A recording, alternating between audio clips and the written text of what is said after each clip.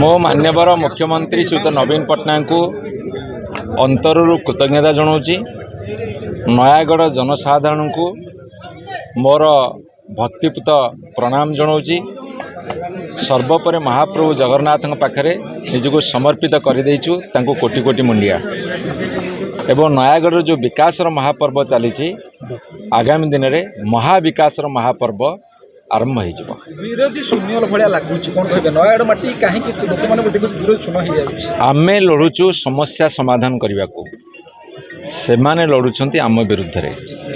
निष्पत्ति आपणकर राज्यर मिश्रण कौन करेंगे जो भाई उत्साह देखा बीजेडी को कौन कर शक्ति। ये सब हूँ मान्यवर मुख्यमंत्री नवीन पट्टनायक प्रति लोकंर भल पाइबा एवं विजु जनता दल जो भाव में जनसाधारण काम कर आकृष्ट हो बहु लोक विजु जनता दल जोग दौरान। कौन रहे मुद्दा निर्वाचन टिकेट घोषणा पर ओडिशा 2036 मसीहा जेतेबेले 100 वर्ष पूर्ति पालन कर स्वतंत्र प्रदेश गठनर सेतेबेले ओडिशा केवल भारत रे नुहे समग्र विश्व रे एक उदाहरण सृष्टि करिबा उन्नति विकास एवं ओडिया अस्मिता को नहीं। मोबाइल फोन और सांगसाथी आपण पिलाटीर पाठपढ़ा और कैरियर को प्रभावित करुच्ची कि आपण से विवृत कि तेबे आज ही आसतु आपण चाहूबा मन लगी संपूर्ण आवासिक स्कूल